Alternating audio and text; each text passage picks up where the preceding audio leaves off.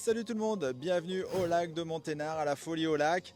Derrière moi, il y a Julien de Cloud9. Alors, je vous en ai déjà parlé au Boat Show de Düsseldorf. C'est vraiment le foil, il paraît, du moment. En tout cas, c'est le foil 2023 qu'il faut à tout prix essayer. Un foil accessible avec des performances incroyables, encore peut-être plus même en surf foil. Julien nous raconte tout ça, c'est parti. Salut Julien, comment ça va? Salut Stéphane, très bien et toi?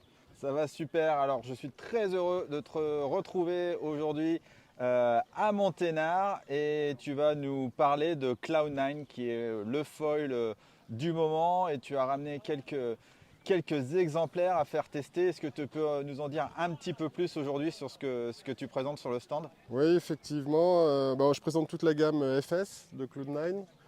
C'est une marque australienne. Foil du moment, oui, c'est un grand mot. Effectivement, c'est un foil qui plaît beaucoup. Beaucoup de riders français commencent à l'apprécier, que ce soit en wing, en kite foil, en downwind.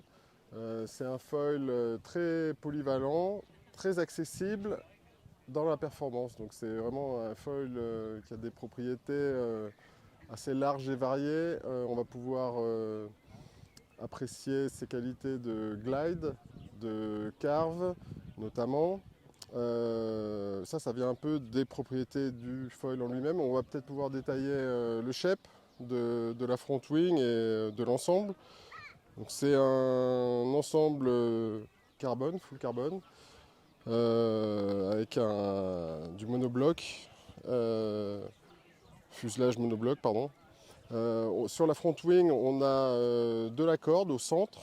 Ça fait vraiment beaucoup de portance au centre qui donne du lift, ce qui va nous permettre de pouvoir réduire en taille et de garder du contrôle, de la portance, du lift à basse vitesse. C'est un foil qui va aussi avoir des grosses propriétés de carve de par ses wings qui sont très affinés. On va pouvoir appuyer, on va pouvoir se reposer sur le centre de la front wing pour aller chercher de la vitesse dans le carve. Pour le carve aussi, on a une spécificité à ce foil, c'est sur le split fuse ici, on a 5 positions pour le positionnement du stab. Donc on va pouvoir plus ou moins avancer le stab pour gagner en maniabilité, en carving, en latéral. On va pouvoir augmenter le côté joueur du foil plus on avance sur le split fuse. Plus on va être en position reculée, plus on va avoir de propriétés de glide, de downwind. Voilà. On change le comportement du foil également avec 3 tailles de stab. On a 157, 177 et 197. Donc ici on est sur le plus petit, le 157, qui est très fin, qu'on va pouvoir marier avec le 550, le 700. Certains vont le mettre avec le 850 également en wing dans les vagues ou en surf foil pour gagner en vitesse et en maniabilité. Le 177 qui est ici, avec le 700 ici. Et après on a un 197 qu'on va pouvoir marier avec le 1000 et le 1150. Voire même l'aile de Dog Start qu'on a ici en 1780. Ok, donc vas-y, redis bien toutes les tailles du plus petit au plus grand. Alors on va de la 550, on passe à la 700, 850, 1000 et 1150. Ok. Et en termes de tarifs, on est à peu près à combien? Alors évidemment, forcément, ça va de la plus petite à la plus grande. Oui, on a 2 tailles de mât. Là, on a un mât en 76 au module, full carbone.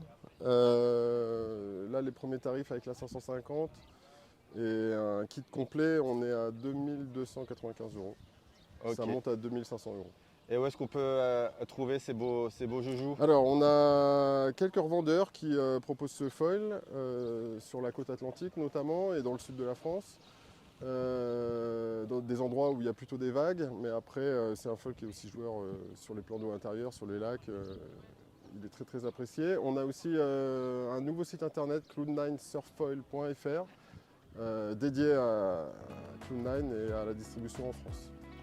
Super, merci beaucoup Julien pour toutes ces précisions et j'espère que le vent va se lever pour que je puisse aller les tester cet après-midi. Encore merci et puis à très bientôt. Ciao, ciao. Merci, ciao Stéphane.